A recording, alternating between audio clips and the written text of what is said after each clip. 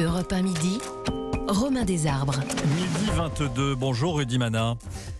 Bonjour Romain Desarbres. Merci beaucoup d'être avec nous, secrétaire départemental Bouches-du-Rhône du syndicat Alliance Police Nationale. Je voulais revenir avec vous sur ce qui s'est passé cette nuit à Marseille. Au moins 3 morts dans les quartiers nord de Marseille.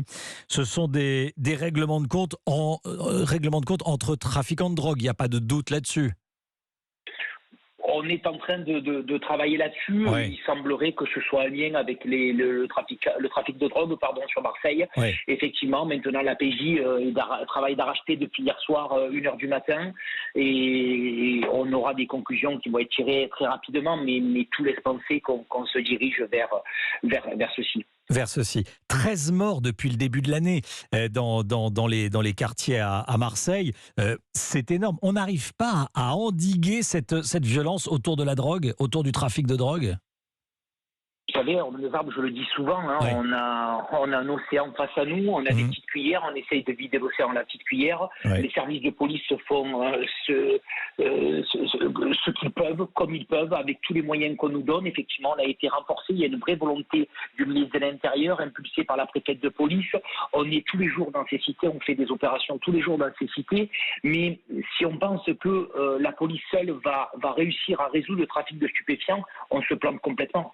Aujourd'hui, il faut qu'on ait une coordination des services de l'État, qu'on travaille tous ensemble main dans la main, parce que nous, vous savez, les policiers, on est les urgentistes de la société. Ouais. Et là, aujourd'hui, on nous demande de déceler la maladie, on nous demande de soigner le patient, et on nous demande après de faire la rééducation. C'est pas possible pour nous. Non. Nous, on est là pour intervenir en cas d'urgence, on est là pour interpeller ces auteurs de trafic de de les mettre à disposition de la justice, mais il y a plein de personnes qui doivent travailler avant nous, l'éducation nationale, les associations de quartier, et puis il y a des personnes qui doivent travailler après nous, c'est-à-dire la justice, et condamner lourdement les plus gros trafiquants de stupes qu'on interpelle. Oui. Alors, il y a aucune zone de non-droit, et quand on entend les autorités dire qu'il n'y a pas de zone de non-droit en France, bon, il peut y avoir débat, mais après, vous nous dites, la police va partout. Bon, mais est-ce qu'il y a des zones extrêmement compliquées où vous dites l'éducation, mais l'éducation, ce sont les parents, il y a des parents qui sont dépassés totalement. Il y a des zones perdues dans Marseille ? Alors, je vous confirme, il n'y a pas de zone de non-droit parce que la police, franchement, elle rentre partout. Vous avez raison de dire également qu'il y a des zones de droit différents. Ouais. Il y a des zones où c'est beaucoup plus compliqué, où les droits sont différents. Maintenant, la police, on continue à rentrer, on continue à faire des opérations et on continue à interpeller.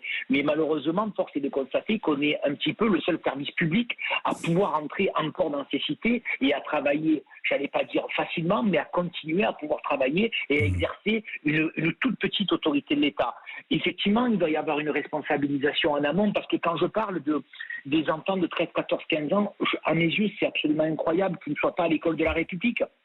On a donc affaire à des enfants complètement désœuvrés, qui n'ont pas d'orientation dans leur vie et qui aujourd'hui pensent que la seule solution pour s'en sortir et gagner de l'argent, c'est le trafic de stupes. C'est là qu'on a un vrai boulot à faire. Et ça, c'est pas la police qui peut faire ça. Il y a des associations, il y a l'éducation nationale, il y a des acteurs de terrain qui doivent faire ce boulot-là. Parce que sinon, on va retrouver de plus en plus de gamins qui vont penser qu'en rentrant dans un trafic de stupes, ils vont avoir 15 jours après une villa à Dubaï et qui vont dormir sur des matelas d'argent. Ouais, et c'est pas possible, ça. Ouais. Et puis, il faut leur expliquer également, et j'en terminerai là, Romain, c'est que leur espérance de vie, malheureusement, elle dépasse rarement les 25 ou 30 ans. Ça aussi, il faut leur dire. Parce que malheureusement, c'est ce qu'on voit tous les jours dans nos cités marseillaises et maintenant dans même toutes les cités de France, puisque le trafic de stupes n'est pas exclusivement réservé à Marseille, mais bien un problème national. Évidemment. Nathalie nous appelle de Marseille. Nathalie, salariée à Marseille. Bon, bonjour Nathalie. Bonjour. Bon, salariée dans quoi sans, si vous voulez être discrète, mais... Oui, dans l'énergie. Dans l'énergie. Bon. Vous dites, à Marseille, on est habitué, ça cessera jamais. Bon. Oui, tout à fait. J'espère que vous avez tort. Je vais vous dire, j'espère que vous avez tort. Non, parce que, enfin oui, j'espère, mais enfin bon, il faut être quand même lucide.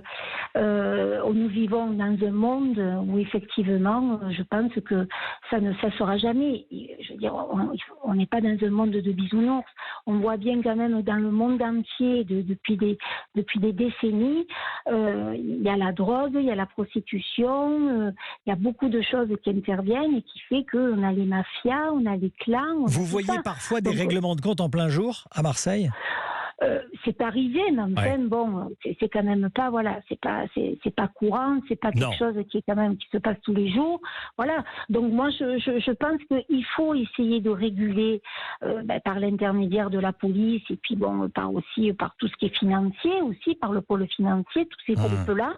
Mais c'est vrai que pour être né à Marseille, et pour avoir lu aussi beaucoup de bouquins sur ça, et qui ont été écrits par des anciens grands policiers marseillais, commissaires, qui sont d'ailleurs passés aussi sur des antennes, c'est quand même la pègre est quand même différente aussi.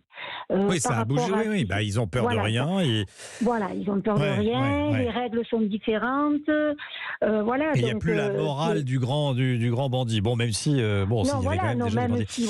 Non, mais bien sûr, c'était pas tous des gens. Nathalie, mais voilà, c'est différent. Est-ce qu'il y a des quartiers où vous interdisez d'aller pour des raisons de sécurité? Vous dites, ça, j'irai jamais. Non. Alors voilà, moi je suis peut-être pas représentative parce que effectivement, je n'ai pas peur. Après, attendez, je vais pas aller aussi à 1h du matin. Bien sûr. Dans certains quartiers qui posent peut-être un peu des problèmes, mais enfin bon, dans la journée, moi je j'ai jamais eu de problème, ni dans le métro, ni mes enfants.